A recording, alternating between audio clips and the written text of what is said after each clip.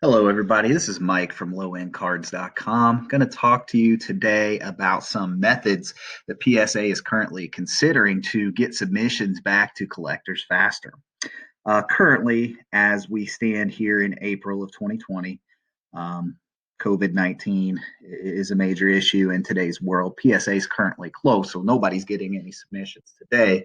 But there is some information that came out from the president of PSA, Steve Sloan, and he discusses something that could happen with the company that could reduce the amount of wait time, turnaround time on your submissions to PSA.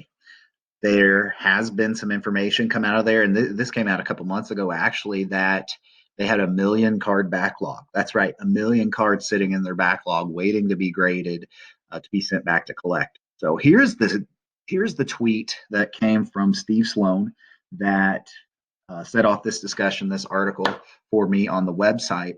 He says, collectors and bulk submitters, if you're going to get your graded cards back faster for bulk submissions, would you mind sending cards in only in the following ranges? So essentially, you would send a group of cards in that were 1971 and earlier, cards between 1972 to 2006, and in a separate bulk submission would be 2017 to present on your cards.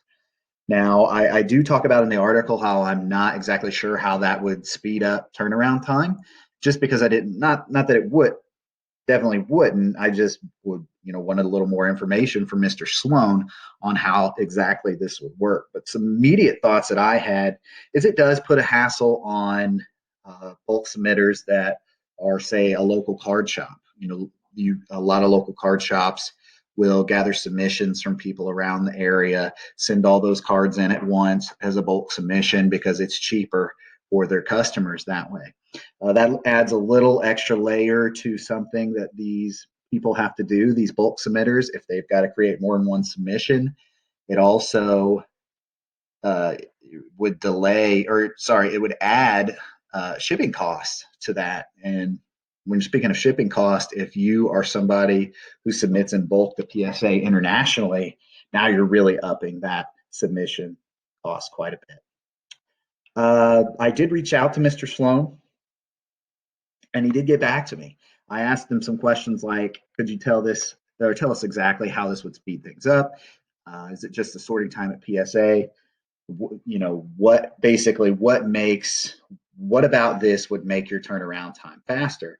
He responded saying it allows us to separate out ultra modern cards, which is defined as post 2017 or today to 2017, which take the longest research time. Cards earlier in that largely have existing specification numbers, whereas most ultra modern cards do not. So he's talking about the most recent cards. He said they could give those submissions to the right people right away, to the correct research staff that have expertise in each area. So it looks like, based on Mr. Sloan's responses, that it saves sorting time for PSA, and they can get the cards quickly to the people instead of having to go through that extra process to sort them and then get them to the people at PSA who are experts in that area. Mr. Sloan says that'll turn around, or that'll create better turnaround times for PSA, and that's why he is asking collectors to submit their cards that way. Thanks for listening. You can check me out at lowendcards.com. Please do head on over there, like this video, subscribe if you like the content we're putting out. Thanks a lot.